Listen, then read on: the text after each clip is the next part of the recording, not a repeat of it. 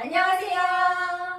영양검진실 검진팀 크리스탈쌤 문쌤입니다. 발달평가를 진행하다 보면 언어 영역에서 심화평가 또는 추적감사가 나올 때가 있더라고요. 그래서 오늘은 언어가 늦은 아이들을 위한 유용한 정보를 알려드리고자 컨텐츠를 준비해봤습니다. 크리스탈쌤, 말이 늦은 아이들은 어떤 이유 때문일까요? 아이들이 말이 늦은 이유는 크게 세 가지의 이유로 나뉘게 됩니다. 첫 번째는 기질적인 이유인데요. 기질적인 이유라 하면 듣는 것에 어려움이 있는 청각 이상이나 인지 능력이 떨어져 말을 이해하지 못하는 경우가 있습니다. 또한 뇌손상으로 인해 언어 문제가 발생한 경우가 있습니다. 두 번째는 과잉 보호된 경우인데요. 아이가 말로 표현하기 전에 엄마가 모든 것을 다 해주기 때문에 언어 발달이 느려질 수 있습니다. 아이의 손짓이나 표정, 눈빛으로 의사소통이 가능하다면 아이는 말할 필요성을 느끼지 못하기 때문입니다. 마지막으로 언어 자극이 부족한 환경을 만들어 주었기 때문에 느려지기도 합니다. 모든 아이는 말을 배울 수 있는 선천적인 능력을 가지고 태어나는데 적절한 언어 자극이 없으면 이 능력은 사라지게 됩니다.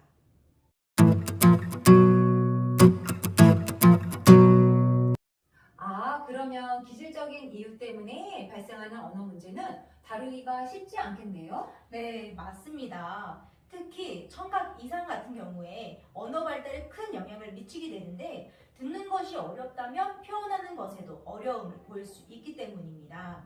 이럴 경우 인공와우나 보청기 등 보조기구를 착용하는 것을 우선으로 하고 그 이후에 청각의 잔존 능력을 최대한 활용하여 소리에 반응할 수 있도록 듣는 훈련을 진행한 후 언어 교육을 같이 해야 합니다. 또한 인지 및 이해하는데 어려움이 있다면 당연히 표현하는 것도 어려움이 있겠지요. 그럼 우선적으로 아이가 말소리를 이해할 수 있는지의 여부를 판단하는 것이 중요한 부분이 되겠습니다. 인지 능력이 어느 정도냐에 따라 언어 교육의 수준을 결정할 수 있는데 개별화된 수준별 교육은 언어 문제가 있는 아동에게 매우 중요한 초기 자료가 될 수 있을 것입니다.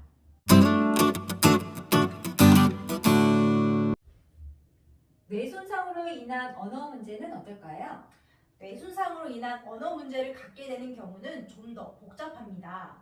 언어 중추가 되는 브로카 영역은 좌반구 전두엽에 위치하여 표현, 말하는 것을 담당하고 좌반구 측두엽에 위치한 베르니케 영역은 청각 피질과 밀접한 관계가 있어 듣고 이해하는 능력을 담당하게 되는데 그런 부분에 손상을 입게 된다면 말하거나 말소리를 이해하는데 어려움을 보일 수 있습니다. 그래서 전문의의 정확한 진단 하에 원인을 파악하고 그에 대한 치료가 선행된 후 언어 치료를 시작해야 하겠습니다.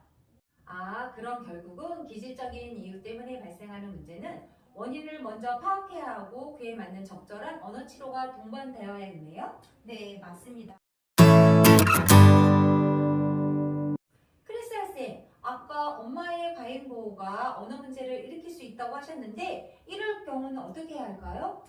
가정에서는 아이가 행동이나 눈빛으로 요구를 표현하였을 때 바로 반응하지 마시고 아이가 옹알이 수준이라도 소리를 낼 수 있도록 기다려 주시면 되겠습니다.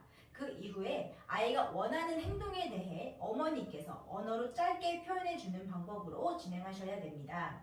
예를 들어 어린아이 같은 경우에는 아이가 배가 고프기 전에 어머니께서 밥을 먹여주는 반응은 하지 마시고 아이가 배가 고파 울음으로 표현하였을 때 아이의 요구 및 행동에 대해 언어로 표현해 주는 자극이 필요합니다.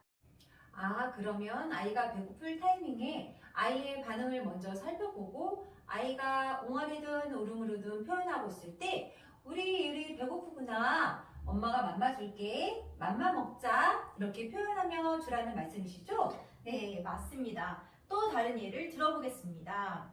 만약 아이의 손이 닿지 않는 높은 곳에 원하는 장난감이 있을 때 아이들은 손가락으로 가리키거나 저거 등 소리를 내며 요구 표현을 하게 되는데 이때 그냥 장난감을 주지 마시고 저게 무엇인지 한번 물어봐 주시고 만약 적절한 대답을 하지 못하면 저기 자동차가 있네. 우리 자동차 갖고 싶구나. 우리 자동차 줄게 등 제스처를 사용하여 아이의 행동에 대해 언어로 표현해 주는 것이 중요합니다.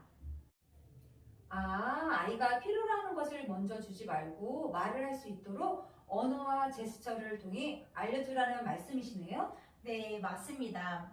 표현 어휘가 적은 아이들은 주로 의사소통에서 제스처나 알아듣지 못하는 소리로 표현하기 때문에 아이의 행동 및 놀이 상황에 대한 언어로 변경하여 들려주는 것이 매우 중요합니다.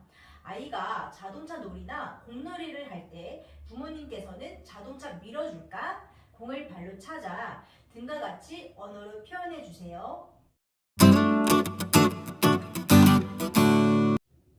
크리스탈쌤, 아까 언어 자극이 부족한 환경이라고 하셨는데 어떤 환경이 있을까요? 예를 들어 말없이 독서를 좋아하는 너무 조용한 가정이나 반대로 지나치게 시끄러운 가정, 또한 혼자 노는 시간이 많은 아이, 온종일 TV나 휴대폰을 보는 아이도 말이 느려지게 됩니다.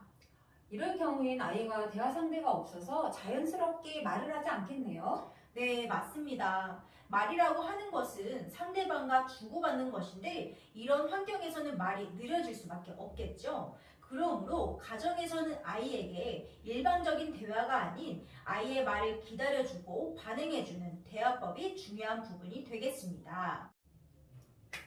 오늘 정말 유용한 정보였던 것 같아요. 실제로 발달 평가를 진행하다 보면 언어 문제가 있는 아이들을 많이 만나게 되는데 부모님들께서도 알아두시면 정말 좋을 것 같습니다. 다음에도 좋은 정보로 함께 찾아뵙도록 하겠습니다. 안녕!